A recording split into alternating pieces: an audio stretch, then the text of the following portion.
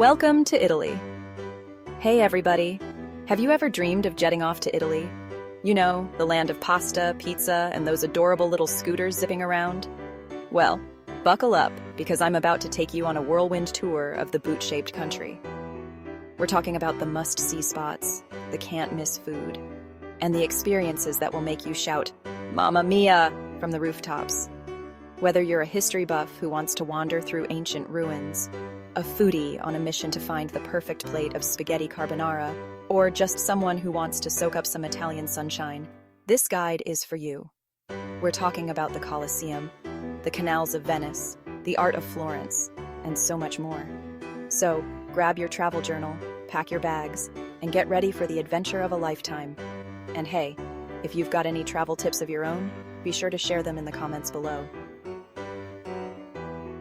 We're all about spreading the Italian love. First stop, Rome. This city is like stepping into a history book, but with amazing food and even better coffee. You've got the Colosseum, this massive amphitheater where gladiators used to battle it out. Can you imagine? Talk about a tough crowd. And don't even get me started on the Vatican City. It's its own tiny country right in the middle of Rome. You'll see Michelangelo's masterpiece on the ceiling of the Sistine Chapel. Seriously, bring binoculars because the detail is incredible. And the food?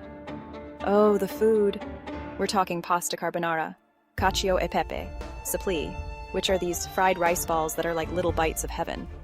And of course, no trip to Rome is complete without indulging in some gelato. Trust me, you'll want to try every flavor. Make sure you toss a coin in the Trevi fountain. Legend has it that it guarantees your return to Rome. Not a bad deal, right? And while you're at it, make a wish for me, will ya? I wouldn't mind another scoop of that gelato. Speaking of wishes, if you could wish yourself anywhere in Rome right now, where would you go? The Pantheon? The Spanish Steps? Let me know in the comments below. I'm curious to hear what calls to your adventurous spirit. And remember, when in Rome, do as the Romans do.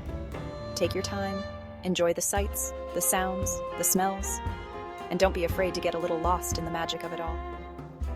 One of my favorite things about Rome is how it just oozes charm. Every corner you turn, there's something new to discover. A hidden trattoria serving up the best pasta you've ever had, a quaint piazza bustling with locals, or a stunning piece of art hiding in plain sight. And the people. Italians are known for their warmth and hospitality, and you'll definitely feel it in Rome. They're passionate about their city, their food, and their way of life, and they love sharing it with visitors. So, whether you're strolling through ancient ruins, indulging in delicious cuisine, or simply soaking up the vibrant atmosphere, Rome is sure to leave a lasting impression. It's a city that will capture your heart and leave you longing to return again and again. Next up, we're hopping on a gondola and gliding our way to Venice, the city built on water. I mean, come on, how cool is that? It's like something out of a fairy tale. Instead of cars, you've got gondolas, those elegant boats steered by singing gondoliers. Talk about romantic. And the canals. They're like streets of water, winding their way through the city. You can take a gondola ride, a water taxi, or even a vaporetto, which is like a water bus. Just try not to fall in, okay? I'm not sure I can rescue you. While you're in Venice, you've got to check out St. Mark's Basilica. It's this incredible church with a really cool history. And the Doge's Palace is another must-see. It was once the home of the ruler of Venice, and it's full of amazing art and architecture. And if you're lucky enough to be there during Carnival, get ready for a party. It's like Halloween on steroids, with everyone dressed up in elaborate masks and costumes. It's a sight to behold. But even without Carnival, Venice is a feast for the senses. The sights, the sounds, the smells. It's all so unique and unforgettable. Just be prepared to get lost, because the streets, or should I say canals, of Venice are a labyrinth. But hey, that's part of the fun, right? Getting lost and stumbling upon hidden gems. A cozy little cafe tucked away in a quiet square, a charming bridge with a view, or a shop selling exquisite Murano glass. And speaking of shopping, Venice is known for its beautiful glass blowing, so be sure to pick up a souvenir or two. It's the perfect way to bring a piece of Venice home with you. Chapter 3. Florence, where art and history collide. Get ready to be amazed by Florence, the birthplace of the Renaissance. This city is like a living, breathing museum with art and history around every corner. You've got the Uffizi Gallery, home to masterpieces by Michelangelo, Leonardo da Vinci, and Botticelli. We're talking serious art cred here. And speaking of Michelangelo, you can't miss his David. It's this massive statue of the biblical hero, and let me tell you, he's looking good. But seriously, the detail and craftsmanship are mind-blowing. But Florence isn't just about museums and statues. The city itself is a work of art. The Ponte Vecchio, the only bridge in Florence that wasn't destroyed during World War II, is lined with shops built along its length. It's a sight you won't find anywhere else. And the Duomo. Oh, the Duomo. It's this iconic cathedral with a dome so big, it'll make your jaw drop. And the best part? You can climb to the top for breathtaking views of the city. But don't forget to take some time to wander the streets, pop into local shops, and soak up the atmosphere. Florence is a city that begs to be explored on foot. And when you're ready for a break, grab a gelato and find a sunny spot to people watch. It's the perfect way to spend an afternoon. And while you're at it, why not pick up a leather jacket or handbag? Florence is known for its leather goods, and you're sure to find something stylish and unique. Just be prepared to bargain. Chapter 4. Amalfi Coast. A coastal dream come true. Hold on to your hats, folks, because we're heading to the Amalfi Coast, where the mountains meet the sea in the most spectacular way. Imagine this. Sheer cliffs plunging into turquoise waters, pastel-colored villages clinging to the hillsides, and lemon groves as far as the eye can see. It's enough to make you want to pack your bags and move in.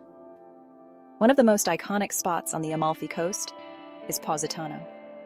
This picture-perfect town is a cascade of colorful houses tumbling down to the sea. You can spend your days exploring the winding streets, soaking up the sun on the beach, or indulging in delicious seafood at one of the many restaurants overlooking the water. And if you're feeling adventurous, why not rent a boat and explore the coastline from the water? You can swim in hidden coves, discover secluded beaches, and maybe even spot a few dolphins along the way. Just try not to fall overboard, okay? I'm not sure I can swim that far. But the Amalfi Coast isn't just about relaxing on the beach. There are also plenty of opportunities for hiking, with trails winding through the hills and offering breathtaking views of the coastline. Just be sure to wear comfortable shoes. Those hills are no joke. And speaking of food, the Amalfi Coast is a foodie's paradise. From fresh seafood to homemade pasta to the region's famous limoncello, there's something to tantalize everyone's taste buds. And don't forget to try the gelato. It's even better with a view. Chapter 5. Tuscany, Rolling Hills and Wine Country Dreams. Get ready to say ciao bella to Tuscany, a region straight out of a Renaissance painting. Think rolling hills blanketed in vineyards, charming hilltop towns, and fields of sunflowers stretching as far as the eye can see. It's the kind of place that makes you want to slow down, sip some wine, and savor every moment. One of the best ways to experience Tuscany is by car. Rent a convertible, roll down the windows, and let the wind whip through your hair as you cruise through the countryside. You'll stumble upon charming villages, hidden wineries, and breathtaking vistas that will take your breath away. Speaking of wineries, Tuscany is world-renowned for its wine, particularly its Chianti. So, be sure to visit a few vineyards, take a tour, and sample some of the local vintages. And if you're feeling really adventurous, why not try your hand at grape stomping? It's messier than it looks, but trust me, it's a lot of fun. And while you're in Tuscany, you can't miss the Leaning Tower of Pisa. Sure, it's a little touristy, but come on, it's the Leaning Tower of Pisa. You've got to get that iconic photo of you trying to hold it up. Just be careful not to push too hard. But Tuscany is more than just wine and leaning towers. It's also home to some of Italy's most beautiful cities, like Florence, Siena, and San Gimignano. Each city has its own unique charm and history, and they're all worth a visit. Outro, arrivederci, Italy, until next time. And there you have it, folks. Your whirlwind tour of Italy's top 5 must-visit places. From the ancient ruins of Rome to the romantic canals of Venice, the artistic treasures of Florence to the stunning Amalfi Coast and the rolling hills of Tuscany, Italy has something for everyone. So, what are you waiting for? Start planning your Italian adventure today. And don't forget to like this video, subscribe to my channel for more travel tips and inspiration, and let me know in the comments below where you're most excited to visit in Italy. And most importantly, have a fantastic time. Eat all the pasta, drink all the wine, and soak up every minute of your Italian adventure. Ciao for now.